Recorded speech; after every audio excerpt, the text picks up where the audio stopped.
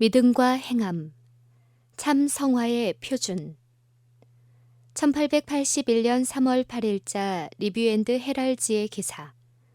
평강의 하나님이 친히 너희로 온전히 거룩하게 하시고 또 너희 온 영과 혼과 몸이 우리 주 예수 그리스도 강림하실 때에 흠없게 보전되기를 원하노라. 데살로니가 전서 5장 23절. 성화는 하나님의 뜻에 순종할 때만 얻어진다. 여호와의 율법을 고의적으로 짓밟고 있는 많은 사람들이 마음의 성결과 생애의 성화를 주장한다. 그러나 그들은 하나님이나 그분의 율법에 관한 구원의 지식을 갖고 있지 않다. 그들은 큰 반역자의 대열에 서 있다. 그는 하늘과 땅에 있는 하나님의 정부의 기초가 되는 하나님의 율법을 대적하고 있다. 이 사람들은 하나님의 거룩한 율법을 무효화시키려고 애써온 그들의 괴수가 한 것과 동일한 일을 하고 있다. 계명을 어기는 자는 아무도 하늘에 들어가도록 허락될 수 없다. 왜냐하면 한때 순결하고 고상한 덮는 그룹이었던 그가 하나님의 정부를 반역함으로 쫓겨났기 때문이다. 많은 사람들에게 있어서 성화는 다만 독선에 불과하다. 그럼에도 불구하고 그들은 예수님이 그들의 구주요 성화시키는 분이라고 담대하게 주장한다. 이 얼마나 큰 기만인가. 하나님의 율법, 그리스도께서 높이고 영광스럽게 하기 위하여 오신 그 율법을 범한 자를 하나님의 아들이 성화시키시겠는가. 내가 내 아버지의 계명을 지키었노라고 그분은 증언하신다. 하나님은 인간의 불완전한 표준에 맞추기 위해 그분의 율법을 낮추지 않으신다. 그러므로 인간은 하나님을 향한 진정한 회개와 우리 주 예수 그리스도를 향한 믿음이 없이는 그 거룩한 율법이 요구하는 바에 이를 수 없다. 만일 누가 죄를 범하면 아버지 앞에서 우리에게 대언자가 있으니 곧 의로우신 예수 그리스도시라. 그러나 하나님께서는 사람에게 신성한 율법을 순종하는 일을 면제시켜 주기 위해 당신의 아들에게 고통과 경멸에 찬 삶과 수치스런 죽음을 주지 않으셨다. 사단의 기만적인 힘이 너무 크기 때문에 많은 사람들이 그리스도의 속죄를 아무런 가치도 없는 것으로 여기게 되었다. 범죄자들에게는 다른 희망이 없었기 때문에 그리스도께서 돌아가셨다. 그는 장래에 하나님의 율법을 지키고자 노력할 수도 있다. 그러나 그가 과거에 진 빚은 그대로 남아있다.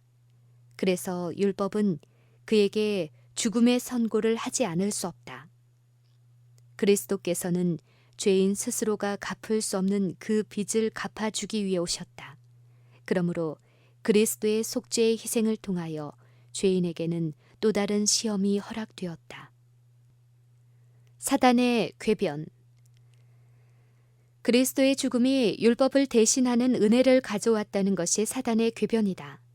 예수님의 죽음은 십계명의 법을 가장 경미한 정도로도 변화시키거나 또는 무효화시키거나 감소시키지 않았다. 구주의 보혈을 통해 인간에게 주어진 귀중한 은혜는 하나님의 율법을 확립시킨다. 인간의 타락 이래로 하나님의 도덕적인 정부와 그분의 은혜는 분리될 수 없다. 그것들은 모든 시대를 통하여 공존한다. 긍휼과 진리가 같이 만나고 의와 화평이 서로 입맞추었다. 우리의 대리자이신 예수님은 범법의 형벌을 인간을 대신해서 받기로 동의하셨다. 그분은 신성을 인성으로 입으시고 인자, 곧 구주요 구속주가 되셨다. 하나님의 사랑하는 아들이 인간을 구원하기 위해 돌아가신 바로 그 사실이 신성한 율법의 불변성을 나타낸다. 범법자의 입장에서 볼 때 하나님께서 당신의 율법을 폐지하신다면 사람들에게 구원받을 길이 주어지고 그리스도께서도 하늘에 머물러 계시게 될 터이니 이 얼마나 쉬운 일인가. 은혜를 통하여 율법을 깨트리는 자유를 가르치는 교리는 치명적인 기만이다. 하나님의 율법을 범한 모든 사람은 죄인이다. 그러므로 알려진 죄 가운데 사는 동안 아무도 성화될 수 없다. 하나님의 사랑하는 아들의 겸비와 고민은 아버지의 율법을 범할 자유를 인류에게 얻어주기 위해서가 아니고 그분의 보좌에 그리스도와 함께 앉도록 해주기 위해 겪은 것이었다. 가장 흉악한 죄인이 용서를 받고 순종의 생애를 살아갈 힘을 얻을 수 있게 된 것은 그분의 공로와 회개와 믿음의 행사를 통해서였다. 죄인은 죄 속에서 구원을 얻는 것이 아니고 죄로부터 구원을 얻는다. 죄란 무엇인가? 죄인이 그리스도께로 나아오고자 하는 욕망을 느끼기 전에 먼저 죄를 깨달아야 한다. 죄는 불법이라. 율법으로 말미암지 않고는 내가 죄를 알지 못하였으니. 계명이 사울의 양심에 새겨졌을 때 죄는 살아나고 그는 죽었다.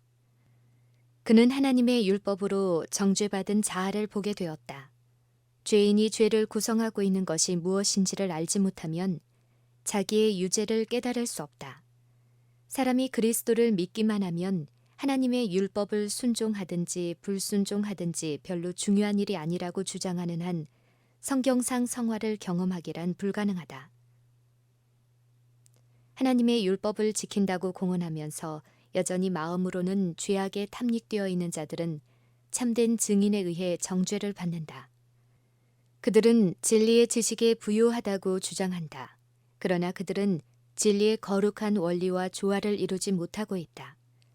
그 진리는 그들의 삶을 성화시키지 못한다.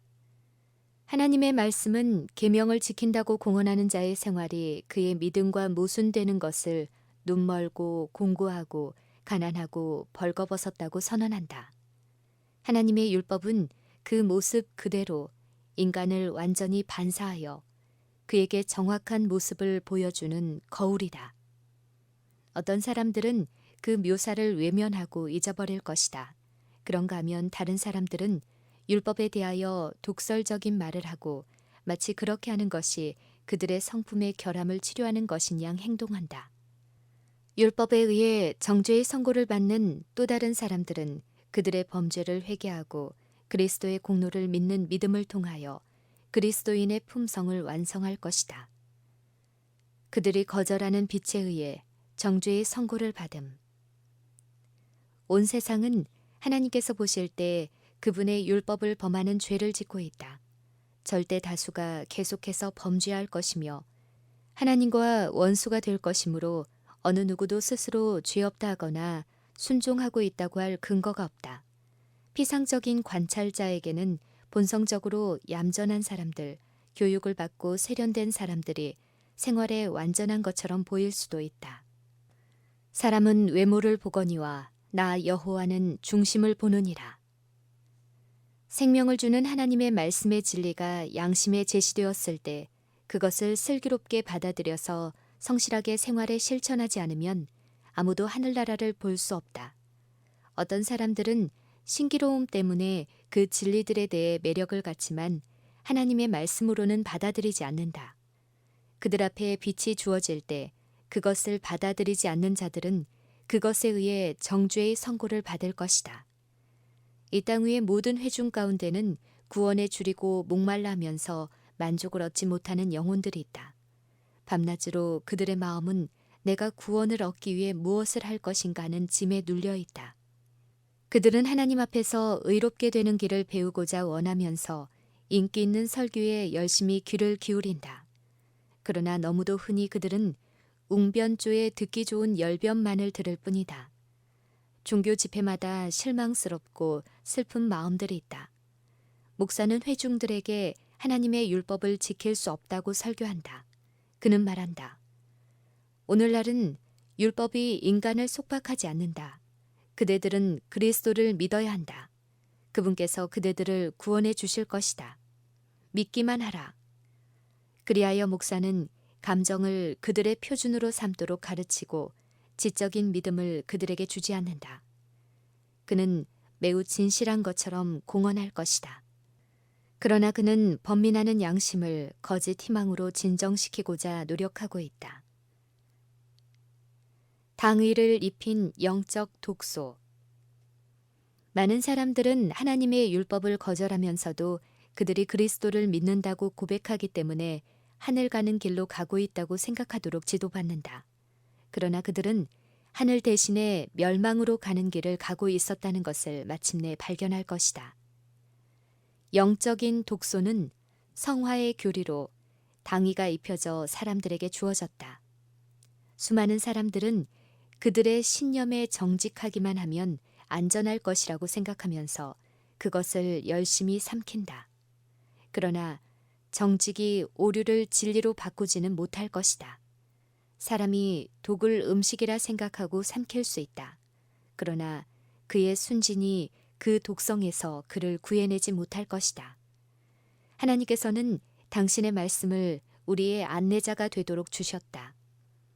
그리스도께서는 너희가 성경에서 영생을 얻는 줄 생각하고 성경을 상고하거니와 이 성경이 곧 내게 대하여 증거하는 것이로다 라고 말씀하셨다. 그분은 제자들을 위하여 저희를 진리로 거룩하게 하옵소서, 아버지의 말씀은 진리니이다 라고 기도하셨다. 바울은 나도 나사렛 예수의 이름을 대적하여 범사를 행하여야 될 줄 스스로 생각하고 라고 말한다. 그러나 이 신념이 그의 길을 바르게 만들지 못했다. 바울이 예수 그리스도의 복음을 받아들였을 때 복음이 그를 새로운 피조물이 되게 했다. 그는 변화되었다. 그의 심령 속에 심겨진 진리가 그리스도를 따르는 자로서의 믿음과 용기를 그에게 주었기 때문에 그는 어떠한 반대에도 요동치 않았고 어떠한 시련에도 위축되지 않았다. 사람들은 하나님의 율법을 거절한 데 대해 위로가 되는 어떤 핑곗거리를 만들 수가 있다. 그러나 어떤 변명도 심판날에 받아들여지지 않을 것이다. 하나님을 대적하고 범죄한 영혼들을 범죄의 길에서 강하게 하는 자들은 범해진 율법을 통하여 위대한 입법자를 불언간에 만나게 될 것이다. 하나님의 복수의 날, 맹렬한 그분의 진노의 날이 다가온다. 누가 주의 오시는 날을 견딜 수 있으리요. 사람들은 성령의 역사에 대하여 그들의 마음을 완고하게 했다. 그러나 그분의 분노의 화살은 신념의 화살이 뚫을 수 없었던 곳을 관통할 것이다. 하나님이 죄인을 처벌하기 위해 일어설 날이 멀지 않을 것이다. 그날에 거짓 목자가 범법자를 보호해 줄 것인가? 수많은 사람들과 함께 불순종의 길을 간 그가 용서받을 수 있겠는가? 인기나 숫자가 어떤 사람을 무죄로 만들겠는가? 이것들은 부주의하고 무관심한 자들이 스스로 깊이 숙고하고 해결해야 할 문제들이다.